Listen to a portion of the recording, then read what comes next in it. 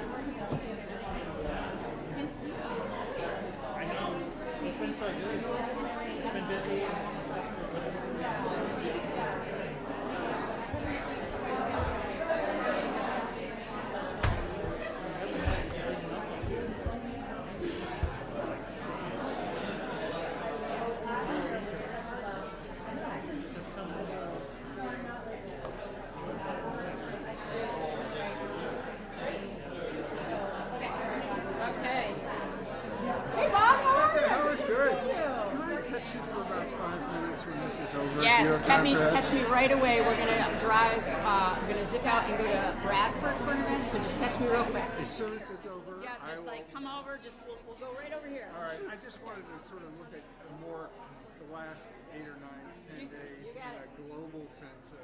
Absolutely. And if I'm exhausted, I can't imagine what it's like for you. Yeah, it's pretty wild. But the chaos is the point, Bob. Yeah, it is. It really is. Well, yeah. And so, whose is this? Digest. Is that you? One? That's me. Okay, I just want to put that up there so I can, because I was dealing with a couple things today. So just a couple. Just a couple. How's it going? It's going great. All right, I made a fixture. Thank you. We're so coordinated. We're wearing hoops. I almost wore in that exact suit. Hello. How are you? Hey, good. So yeah. So where would you prefer?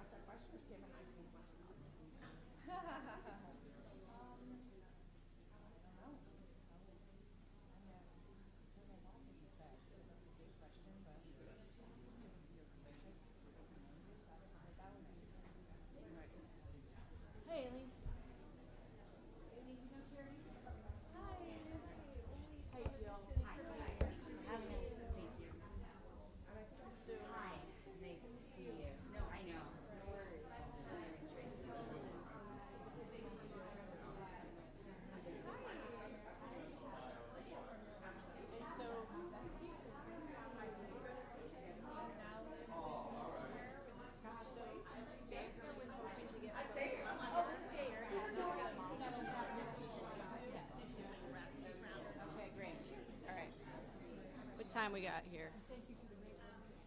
Okay. All right. If I could have some of my partners up behind me. Your crew. My crew. You want to get tattoos after this? So for those who don't know me, I'm Congresswoman Becca Balint. I'm very happy to be here today. And thank you so much for giving attention to this very important topic. So I want to start by saying We are a nation full of people who care deeply about freedom and about opportunity. That's who we are. And these ideals are central, not just to who we are as Americans, but to who we are, who we say we are as Vermonters.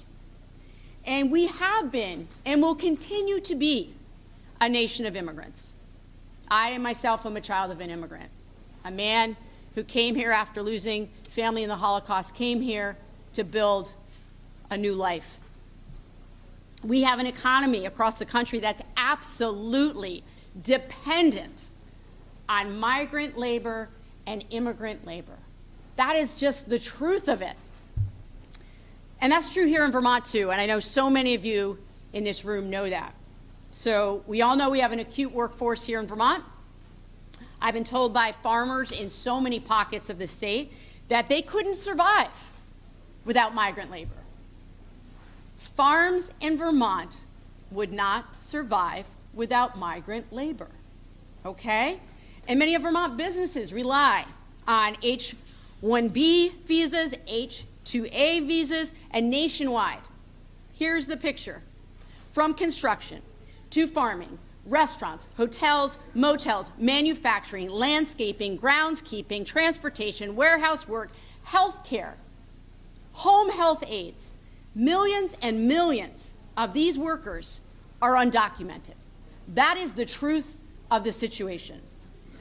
And let's have some real talk here, okay? We are not going to deport 11 million people. We're not. We don't have the resources to do that. We don't have the infrastructure to do that. And American employers across the country know that they need these workers who are absolutely vital to the success of their businesses. And we've already heard from them, and they're already reaching out to the Trump administration saying, what are you doing? People are not here picking my oranges. People are not here in our manufacturing plants. That is the reality. Now, we were told by candidates J.D. Vance and Donald Trump during the campaign that they would use mass deportation to go after the most dangerous who were here illegally. That's what they said, that they were going to do this to keep our country safe.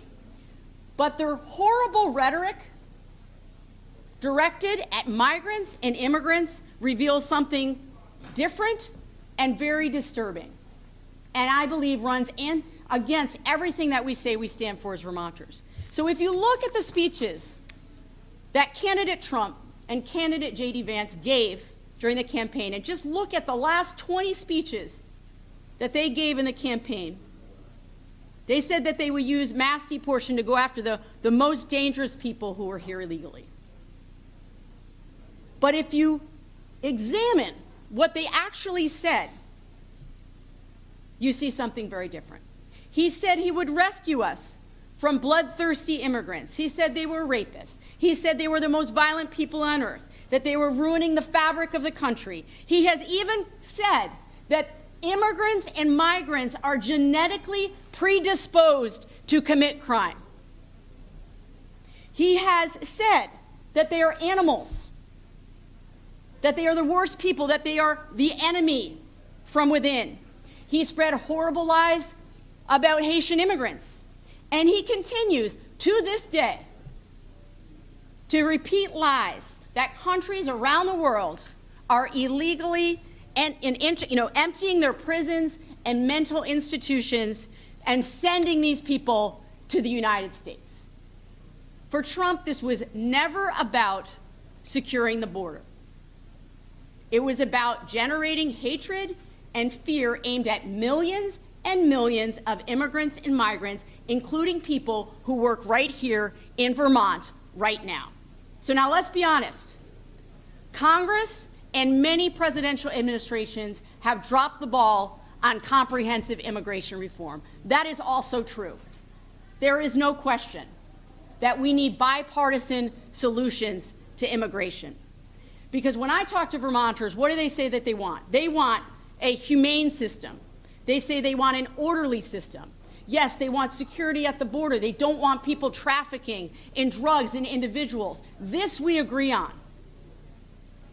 But when we offered a bipartisan solution, then candidate Trump reached out to Republicans in the Senate and said, kill the bill. It's not just me saying it, they're on the record. The directive came from on high, do not solve this problem, I want to run on it. And that's what he did.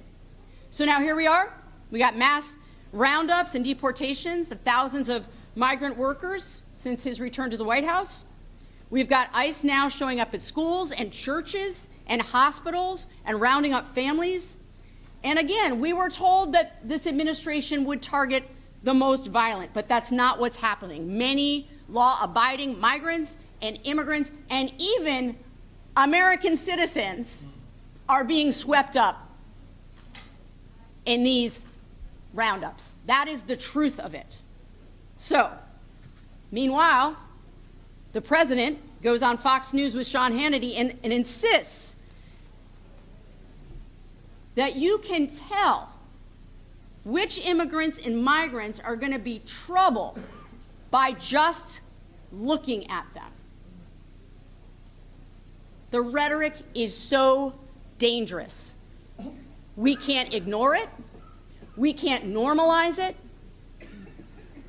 And this is a plea that I am making to all Vermonters, regardless of political party, regardless if you voted for Donald Trump or you did not, regardless if you even voted at all. My plea is this: I do not believe that Vermonters want us to be a nation that categorizes, demonizes, and locks people up because of how they look.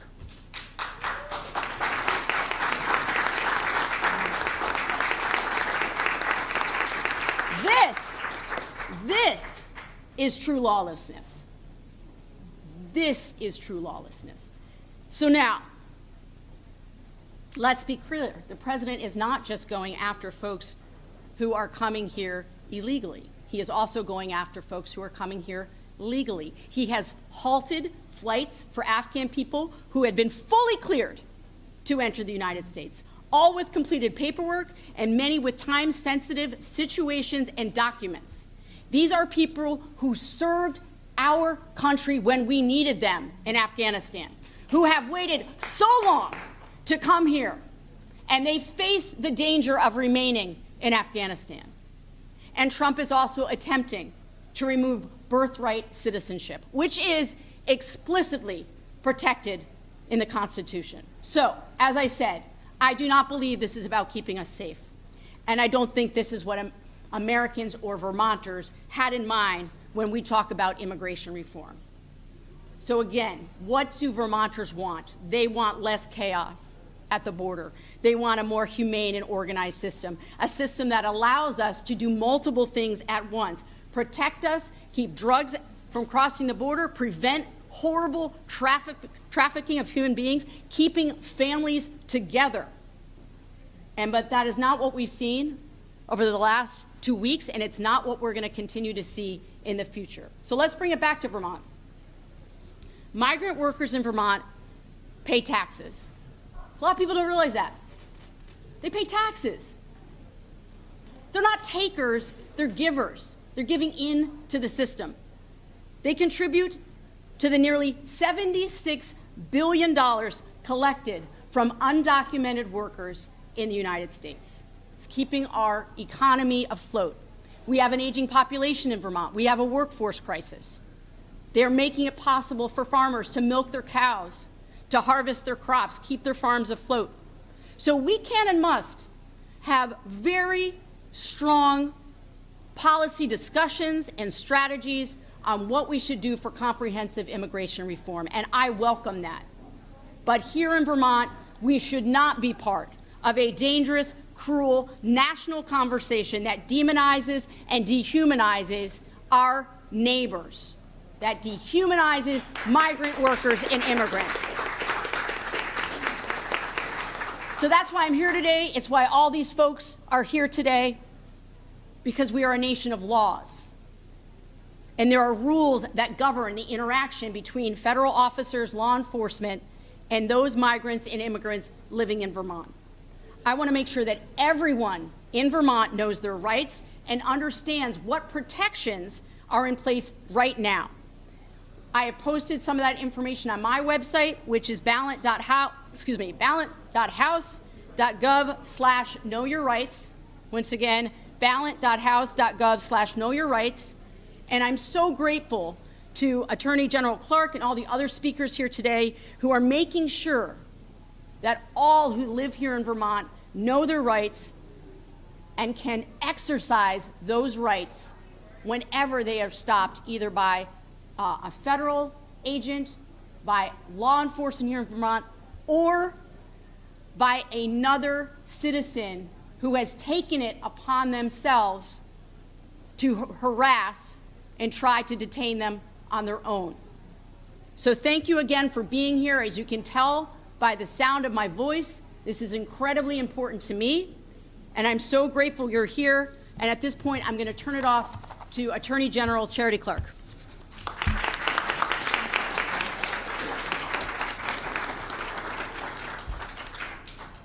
Thank you, Becca, and thank you to all the speakers who are here today. You know, it is disappointing to see the president fail to focus on the issues that I'm sure Congresswoman Balint has heard what I've heard when she travels around the state. We have real issues in Vermont, and they are housing crisis.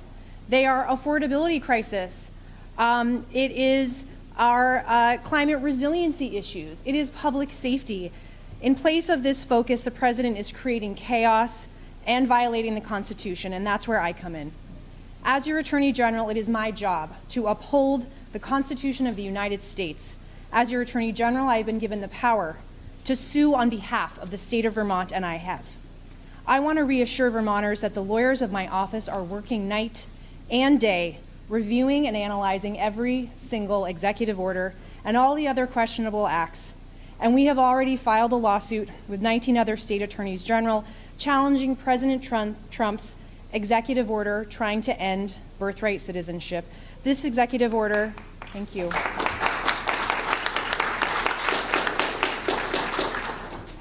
This executive order, which would have denied citizenship to babies born in the United States solely because of their parents' immigration status, is plainly unconstitutional. Within 48 hours, a federal judge issued a temporary restraining order blocking the executive order from taking effect. And just Tuesday, we filed a lawsuit with 22 other states to block the memo out of the Office of Management and Budget, pausing all federal grants. Thank you. The executive order is, again, plainly unconstitutional and illegal, something a federal judge yesterday said he was inclined to agree with us on. I am hopeful that by the end of the day tomorrow, we will have an order out of that court ending, at least for now, that executive order, or that order from the OMB. I also issued a joint statement with the Human Rights Commission affirming support for the LGBTQIA community and our united commitment to enforcing Vermont's anti-discrimination laws, regardless of changes to federal policy. And that is because, regardless of changes to federal policy, the law in Vermont is clear that businesses, public agencies, housing providers, and employers may not discriminate against people based on their gender identity. I want trans Vermonters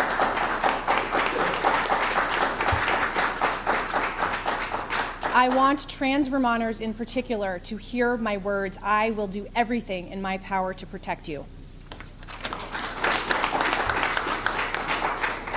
I also joined 12 other state attorneys general in a joint statement about the Trump administration's plans related to immigration that Congresswoman Balint spoke so eloquently about. The public needs to know that the president cannot commandeer state and local law enforcement to carry out his mass deportation agenda. That would be unconstitutional.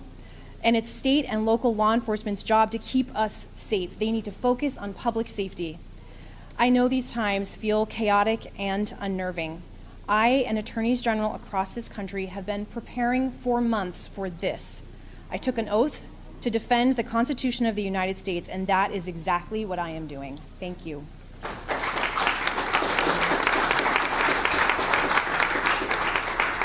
Thank you so much, Charity.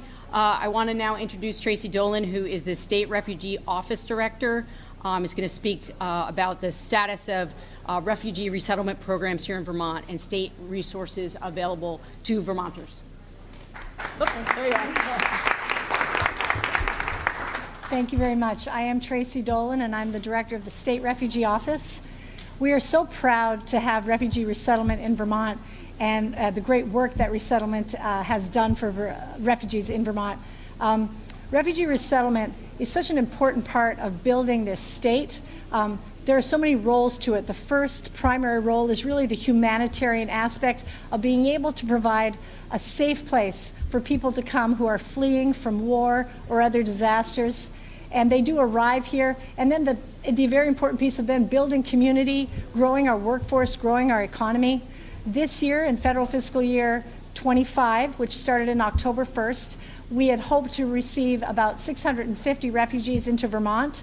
Unfortunately, with the executive order a few weeks ago, all refugee arrivals were halted from coming into the United States. So we had received about 160 at that point in that first quarter.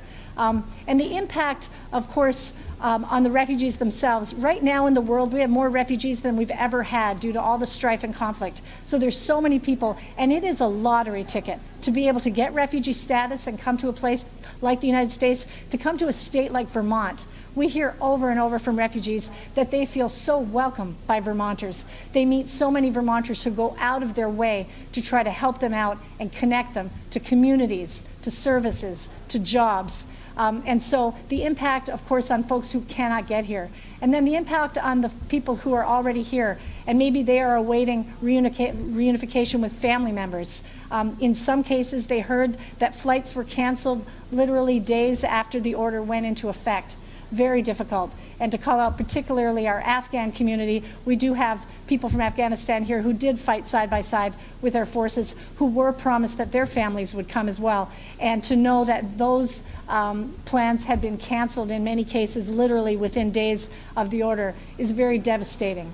And then the other piece that you may not be as aware of is about 5 days after that first order, there was another order. It was a stop work order.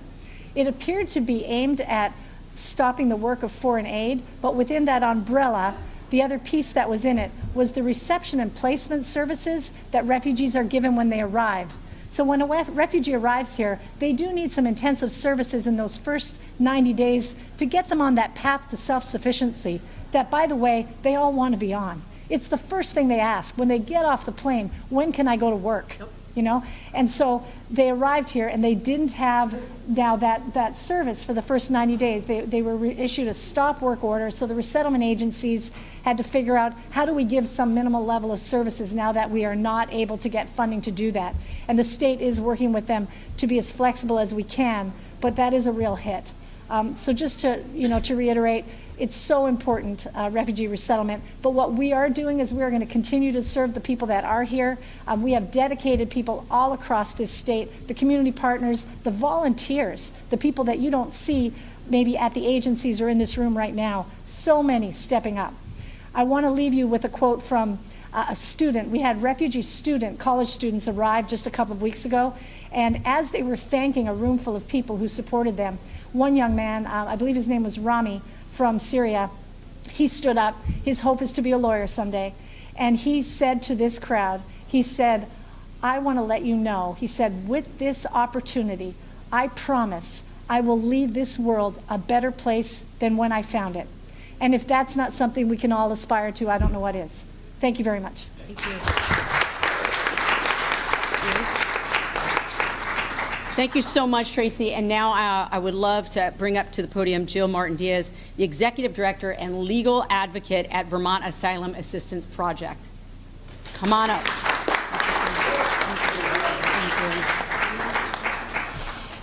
Thank you. Thank you so much to Congressperson Balint for lifting up our work, and to Attorney General Clark for your leadership, and Tracy for holding it down this week.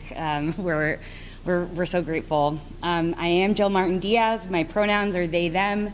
I am really lucky to be a seasoned immigration lawyer, and I am so proud to be transgender. I want to open up my remarks with some updates about things that have been happening for our organization and the clients that we serve in real time just in the last 24 hours.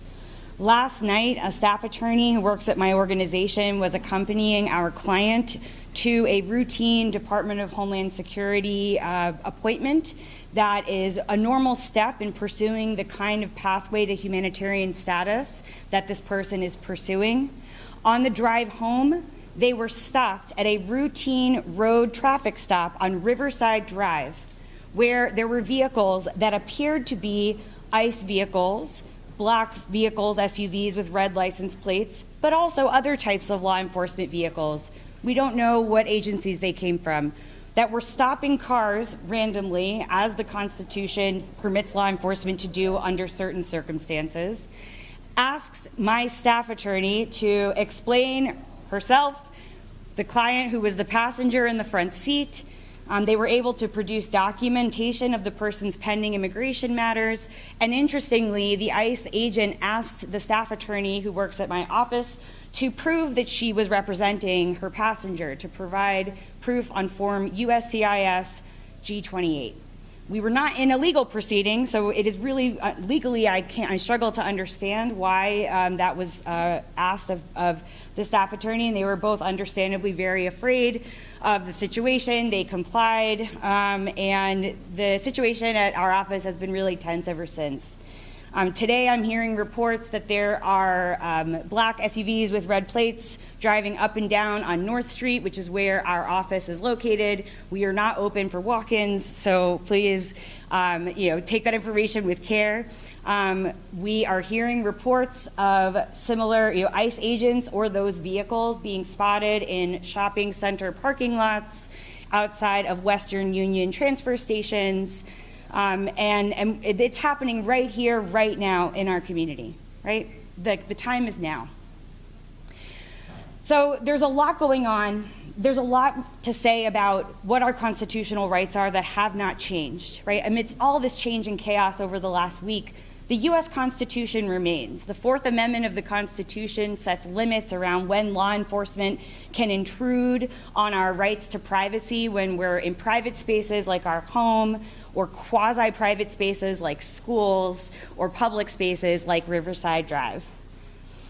And one message I have for everyone is that it is no longer safe for a lawyer like me to call our community members who need to know this information into a public gathering to help elucidate for them their rights and to clarify what we know to be true. We at Vermont Asylum Assistance Project are building a library in partnership with the University of Vermont, working with refugee social work students who are helping us to make the website ever more accessible, multilingual, and informative. There are videos, infographics, notice on the calendar of webinars and other educational events. It is really important that we educate ourselves so that we can help educate others who can no longer gather together in person and community to learn their rights.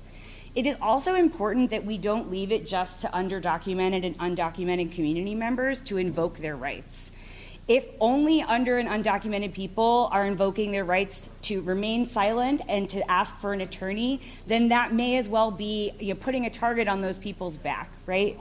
So yes, a person with status can carry and should carry around proof of their pending applications, of their immigration situation, but consider educating yourself on your Fourth Amendment rights to clarify whether you're being detained, to remain silent, and to speak to an attorney so that we can show solidarity with the community members who are never going to have an immigration-related pathway toward protecting themselves from the harms that are being promised by the new administration, okay? The other thing to know is that federally, there are some laws that are changing. Last night, President Trump signed into law the Laken-Riley Act. The law intends to expand the circumstances under which Department of Homeland Security must mandatorily detain non-citizens that they're prosecuting for enforcement of removal. It also gives the opportunity to state attorneys general to file lawsuits to challenge decisions made by immigration agencies about who should be detained and when. This means that the takeaway for Vermonters is that the surest way to avoid adverse interactions with immigration authority is to avoid adverse interactions with law enforcement. Seemingly benign infringements, even shoplifting, certain kinds of conduct, now, as of last night, could give rise to mandatory detention for non-citizens being prosecuted for removal. And so that's going to be a real key piece of our work, and something that we're doing at Vermont Asylum Assistance Project, absent one state government or public-based champion for the whole immigration sector across affinity groups, language, geography. It's difficult for us to be organizing ourselves, and we're getting there, and we appreciate your patience. But one thing we're doing is we put up an ICE raids activities tracker on our website. We encourage people to anonymously report what they see, and know that the data comes to me and the rapid response team at Migrant Justice. If you want us to be able to follow up with you, you can share your personal info there. And this way we can at least continue to be a resource to the community, sharing with you folks what people are seeing and hearing around the state, including as far down south as Brattleboro, where ICE agents were spotted in the Hannaford parking lot today. Finally, with respect to all of these executive orders and all of the policies that are changing, as a lawyer, I have a duty of competence that's required for me to renew my license every year. I can't help but wonder whether there is some ethical incompetence happening in terms of some of the executive orders that are being passed, clearly illegally, seemingly just to spark fear and to stop us from being able to proceed with business as usual. There is business as usual. We are filing new applications for humanitarian and other forms of immigration status every day, including today. That's what the VAP staff are working on, and including staff at a lot of our partner organizations. Those laws have not changed. A person's right to seek asylum is unchanged. You need to be present and afraid to trigger access to due process rights. Yesterday, the Department of Justice issued a press release here in Vermont notifying us that 3 individuals had been charged with immigration-related federal crimes. 2 of those, the crimes that they were charged with was evading immigration border crossing.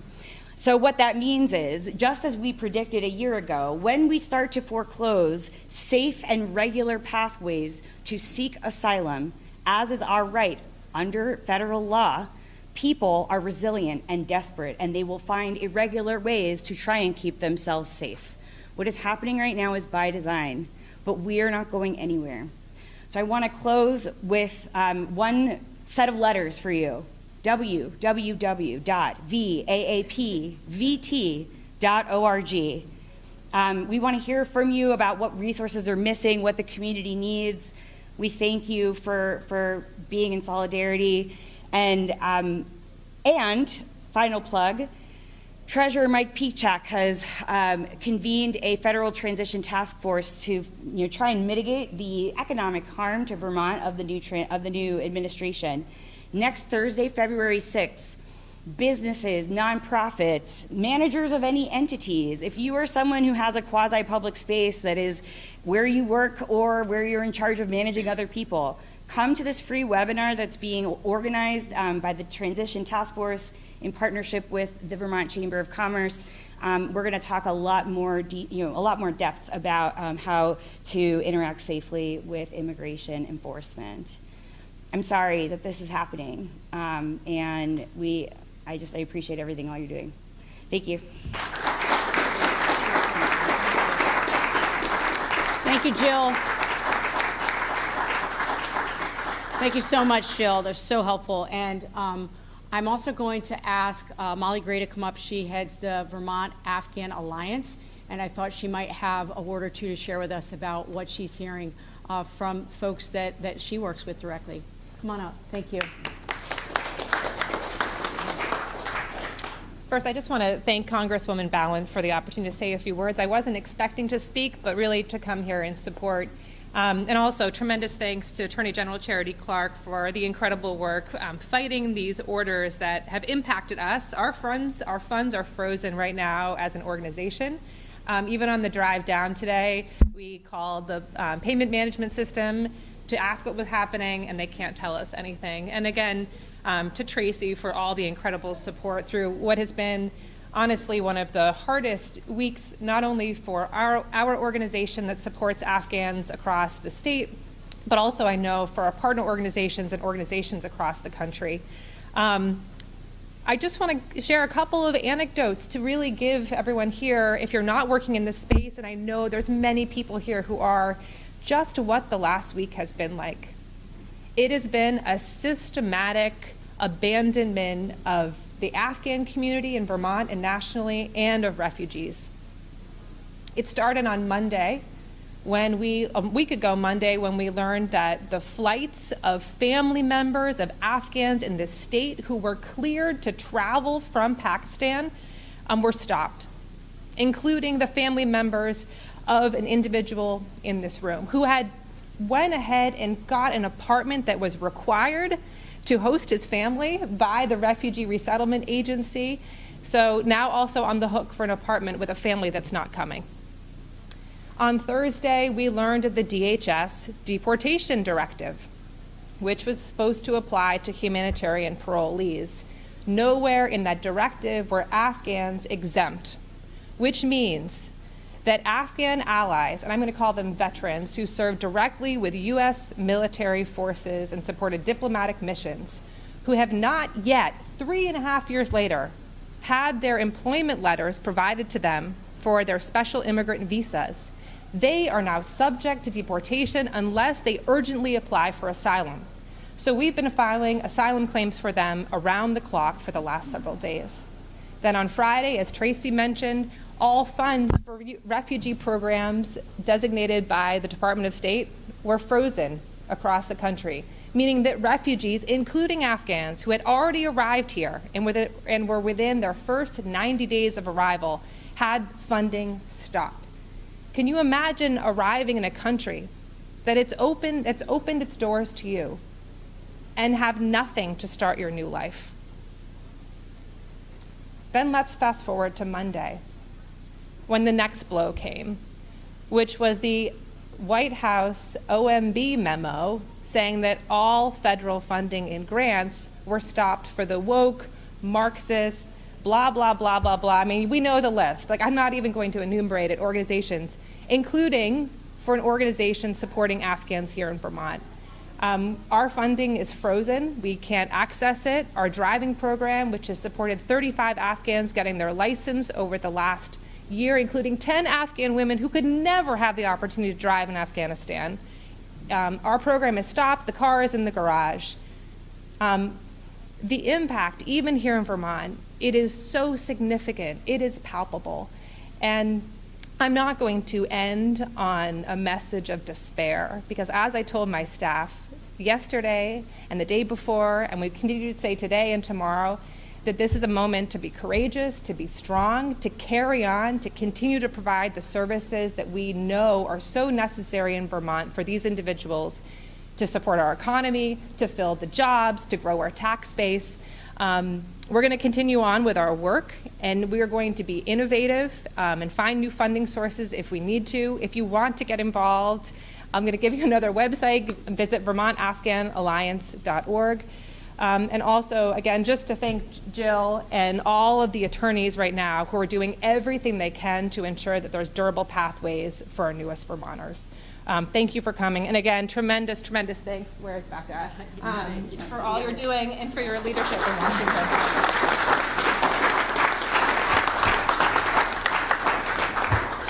So look, I've got incredibly knowledgeable and talented people behind me who are working on this issue. We have some time for questions. Please, you can address your question to anyone here. We want to give you information that will be helpful for Vermonters.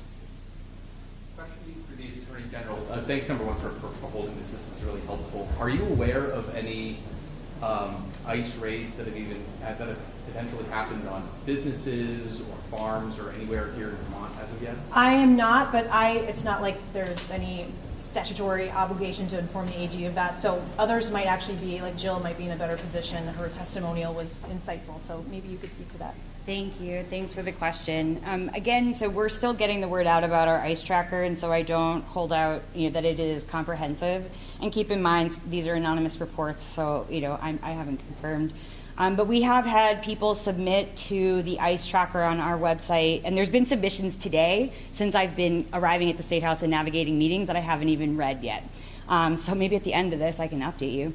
But yeah, so far we have confirmed arrests in the Williston Walmart parking lot. We have confirmed arrest of a child who, I'll just share, because I'm also mindful of attorney-client confidentiality, a child who is a student in a Chittenden County school district, who's one of their parent, the working parent, was detained by ICE. They live in employer-provided housing. We now see the writing on the wall that the custodial parent who doesn't work is not going to be able to make rent. We're worried that they're going to face eviction, either by their employer, landlord, or by their co-tenants, who are also underdocumented people. I have not yet been made aware of raids, and I would define a raid as immigration and customs enforcement activity that is not geared toward one individual that they're enforcing removability on, but instead it's like place-based. That said, we have heard about a lot of passive presence in shopping center parking lots, road stops, things like that. Vermont's Fair and Impartial Policing Act also prohibits law enforcement from, coordinating or sharing information with ICE or other federal officials. Is there a concern that we may be losing out, or we might have some sort of retaliation from the Trump administration for not acting along with the feds? Well, we are doing what is constitutional, and so I don't know why he would retaliate against us for being constitutional. Our fair and impartial policing policy here in Vermont is as protective as it can be under the Constitution, and I want to reiterate, our local and state law enforcement is designed to protect public safety. That is their focus. Immigration authorities focus on immigration, that's a federal issue, but local and state law enforcement should be focused on keeping the public safe. I just wanted to add one thing that I forgot to mention, but now that we mentioned children, it came up. The Department of Children and Families is working with legal aid to try to prepare guardianship for those children whose parents may not be documented, so that in the event that those parents were removed, there would be guardianship already set up for the children so that they would not have to go into DCF custody. And lastly, I just want to acknowledge the refugee resettlement leadership, which is primarily former refugees. They're not here today, but I want to acknowledge that former refugees are really the leadership of much of the refugee service in this state, and wanted to acknowledge that along with the great people here. Thank you.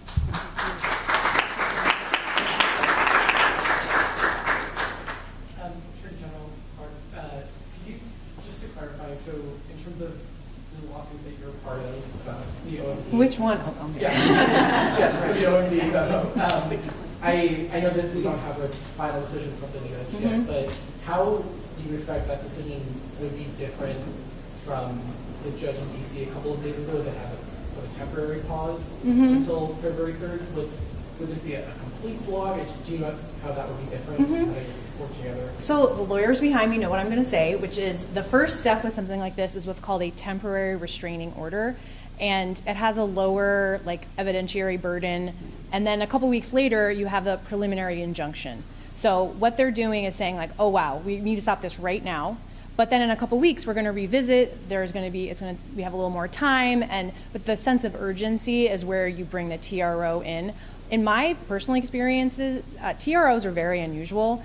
In fact, I'm really on a run here. I think before this, in my almost 20 years as being a lawyer, I think I had only had one granted. So it's been a great week for my my list of temporary restraining orders granted.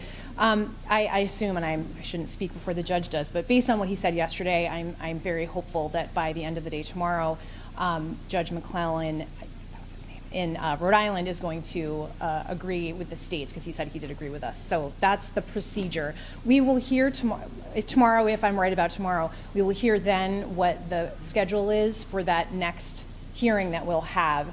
But based on what he said, I'm feeling good about where we are in terms of the immediacy, and that means that to sort of play out what that means, the OMB memo froze funds. If there's a temporary restraining order on that, it means the funds need to be unfrozen. Hi, sorry. Well, first of all, you got me so choked up earlier that I had to leave stage. So I've heard you speak incredible words, and I know you've both been incredibly busy protecting Vermonters on so many levels. There are two groups that you haven't spoken to yet, but I know you've got something to say to them. The first group is for employers who are confused about, can I keep doing DEI work? Can I still protect employees? What if somebody tries to come to my facility? What am I supposed to do? So to them. And then the other group are the people that are actually the potential threat, the people that are threatening 15-year-olds trying to walk around the mall who are getting followed by large, quote, white Vermonters questioning who they are and whether or not they belong there. The parents who are afraid, right? I don't want you to speak to them. Obviously, you've done a great job of showing them love and respect. What do you say to the people who are being empowered and emboldened by these orders that they don't understand? So can you speak to the employers about who are afraid about whether or not they can continue these initiatives, and to the people who are being emboldened to follow children and question Black women who are just trying to get their lettuce at the supermarket? Absolutely. Thank you. Absolutely. Thank you so much, Tabitha. Look, the environment that we are in right now has been carefully constructed over many years since Donald Trump has been a public figure. It is not only at his feet that I put this, but I know from communicating with constituents that there has been a permission structure given for people across the state to try to take law enforcement in their own hands. Now, when you have the President of the United States saying, you can tell if somebody is a bad immigrant or a bad migrant just by looking at them, that is a permission structure for people to go after people of color writ large across this state and cast suspicion on them while they are just trying to live their lives. And, I certainly know that I'm going to be hearing more at the state level, at the federal level, what we can possibly do about this. But it is a concern. I will anecdotally, I stayed in D.C. during the inauguration, and I attended the inauguration on Monday, and went out, and did my the usual things that I do in D.C.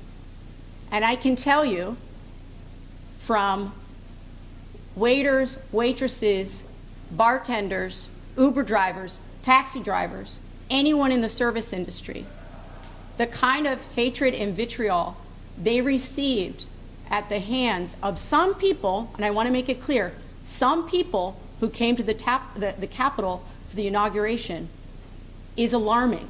And we as Vermonters, we need to be witnesses to this. When we see this happening, we need to be recording it. We need to be not just silent allies, we need to be outspoken allies. It's going to take, as many people have spoken here about courage and bravery, this is a time to stand up for all Vermonters. The other thing that I want to say, to your point, these executive orders, these pronouncements that are happening within government concerning DEI and wokeism and Marxism and transgenderism, they are so broad that they will sweep up nearly every single federal program that has been put in place to help Americans. Does your program service women? Oh, wokeism. Does your program service the LGBTQ community? You're going to have your funds taken. This is a concerted effort to strip money away that will help regular Americans and Vermonters from across the political spectrum. And I'm sure there are other people that want to speak on this matter, because it is something that is deeply alarming to all of us. I'll just address the really good question about employers. I have two resources to offer. My civil rights unit are experts in employment discrimination and a lot of things related to civil rights. So anyone should feel free to call my office and get resources that way. I'd be happy to connect anyone who wants to, get some resources. The other is just generally speaking, we have a small business advocate at our consumer assistance program who is a wonderful liaison and has a ton of information. So if you have a small business owner who's looking for support, she would be someone who could help them navigate and provide feedback. So just a couple of resources. Otherwise, very well said, Becca. I just want to add, all sorts of things come up all the time. Applicants and clients come to the office and they've been discriminated against in a place of public accommodation. And as the Attorney General knows, we have systems in place to document that, report that. The Human Rights Commission has the power to investigate, and it's so important that everyone here knows that. So if you see something, report it so that we have the information and it's going into the bias incident reporting system. And then as an organization, we will not let someone into our office or into our building who does not have a signed judicial warrant, full stop. And it's really important that employers know that.